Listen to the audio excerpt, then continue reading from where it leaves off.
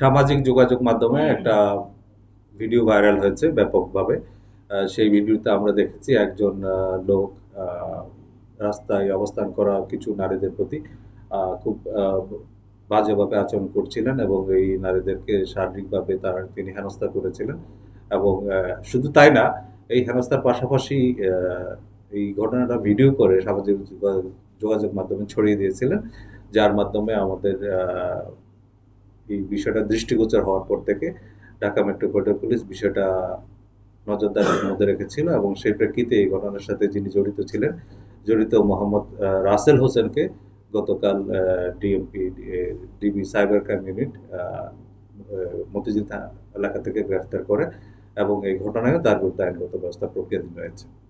Jamuna electronics ঈদে double খুশি offer season 3, যে কোনো পণ্য কিনলেই পাচ্ছেন নিশ্চিত ঈদ উপহার। এবং এই ঘটনাটা সংঘটনের সময় ছিল 29শে আগস্ট।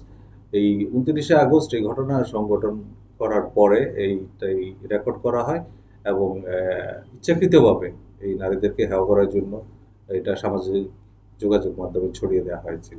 এটা গত 29শে আগস্টের ঘটনা। 29শে আগস্ট এই যিনি আমরা একটা ভিডিও ভাইরাল হতে দেখেছি এবং সেই ভিডিওতে দেখেছি যে একজন লোক একটা লাঠি হাতে কয়েকজন নারীকে ধাওয়া করছেন এবং কয়েকটা জায়গায় তাদেরকে বেধড়কভাবে পিটাচ্ছেন, যেটা খুবই দৃষ্টিকটু এবং আমাদের যে নারীদের চলাফেরার স্বাধীনতার প্রতি একটা মানে খুব আমরা মনে করি যেটা কোনোভাবেই এটা করা উচিত হয়নি।